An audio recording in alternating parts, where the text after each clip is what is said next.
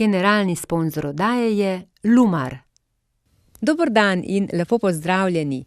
Tudi v današnji oddaji boste dobili nekaj nasvetov za vaše boljše počutje in zdravje. Najprej pa bomo skušali pomagati vsem, ki ste v dilemi, kaj je bolj zdravo, maslo ali margarina. Pred leti sem sodelovala v raziskavi o jedilnih maščobah in po rezultatih smo ugotovili, da veliko ljudi sploh ne ve, kaj je glavna razlika med maslom in margarino. Torej, da je maslo narejeno iz živalskih maščob in margarina iz rastlinskih maščob. Glavna razlika med živalskimi in rastlinskimi maščobami je pa ta, da so živalske maščobe iz nasičenih maščobnih kislin. To pomeni, da je taka maščoba pri sobni temperaturi v trdni obliki.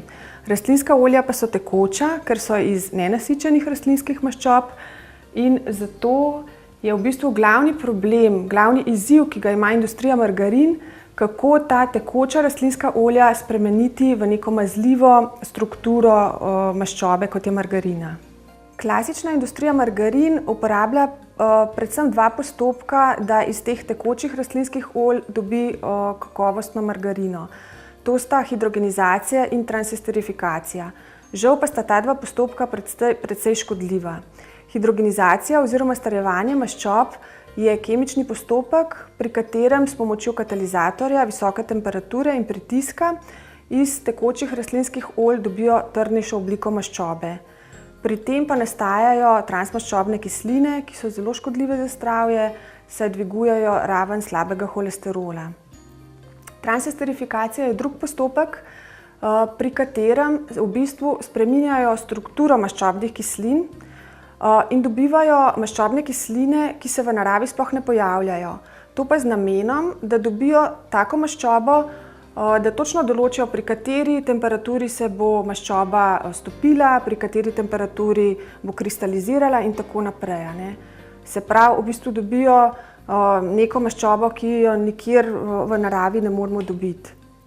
Žal tega postopka na samih deklaracijah sploh ni treba označevati. Seveda potem večina ljudi zanima, kako lahko potem sploh naredimo neko naravno, zdravo margarino. Vitakel je pionir v proizvodnji naravnih ekoloških margarin. Postopek pridelave je v bistvu precej enostaven, je pa precej dražji.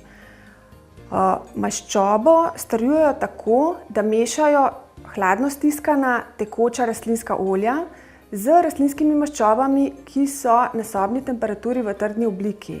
Taka sta kokosova maščoba in palminova maščoba. Vitakel uporablja predvsem palminovo maščobo iz trajnostnih projektov v Braziliji in Kolumbiji. Poleg tega pri proizvodnji svojih margarin ne uporablja nikakršnih umetnih aditivov, ampak dodaja margarinam na primer limonin sok namesto citronske kisline kot regulator kislosti, dodaja korenčkov sok ali pa korenčkov izvleček zaradi vsebnosti A in E vitaminov, ki so topni v maščobi in tako v bistvu dobijo na koncu izdelek, margarino, ki res odraža vse kvalitete hladno stisnjenih rastlinskih olj, iz katerih je ta margarina proizvedena.